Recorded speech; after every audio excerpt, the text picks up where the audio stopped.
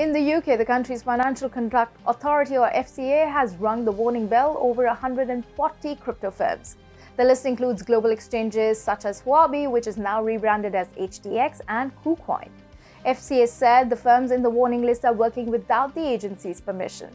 In a statement sent to Forkast, Emma Ho of KuCoin said the company is not currently operating in the UK, nor do they have any offices or employees based there.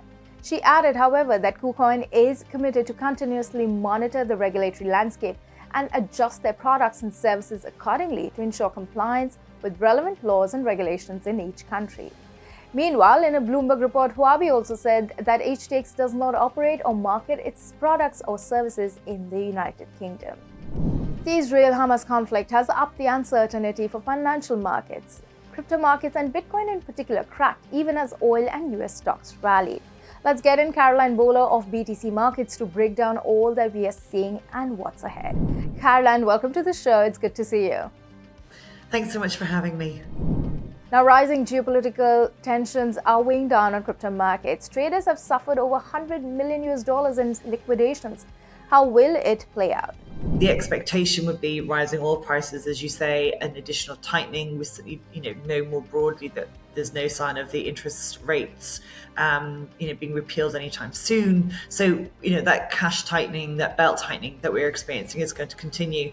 That will have an impact on certainly on the volume traded around cryptocurrency, and keep it, I suspect, in this rather muted pattern that we've seen pretty much with with tight price rates since March of this year. So my expectation would be that now, with the crisis that we're looking at, that is at the very least going to continue until into probably Q1 at the earliest of next year. The world is watching the SBF trial. What impact do you think the proceedings will have on crypto markets? It's also absolutely prompted regulators around the world to pull at their socks and really look into what's happening in the crypto industry.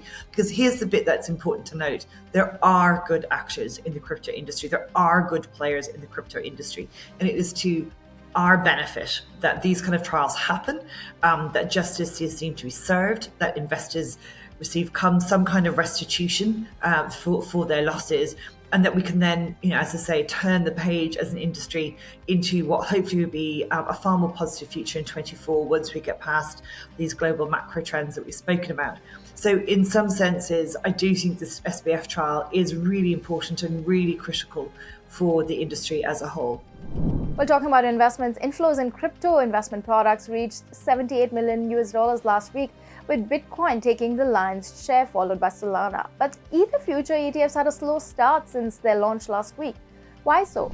So we need to put it onto a global scale. I mean, these are still very, very small, and I certainly wouldn't take it as indicative of what will be a wider investor appetite once liquidity returns into the market and crypto financial products themselves are better developed.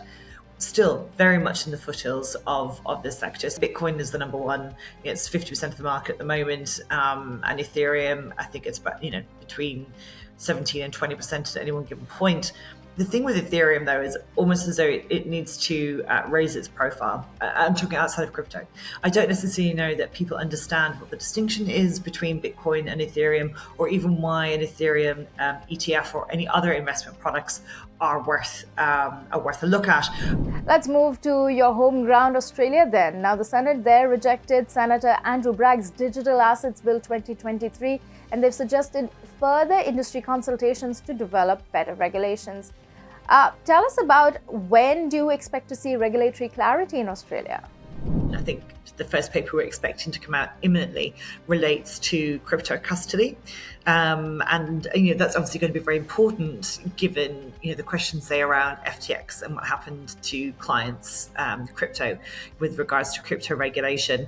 I know obviously the Treasury team are working extremely hard on it, but I think that without kind of the broad consensus of political will, it's quite challenging to get this thing through with any kind of expediency. We're just not kind of seeing the same level of attention and traction that it had under the prior government.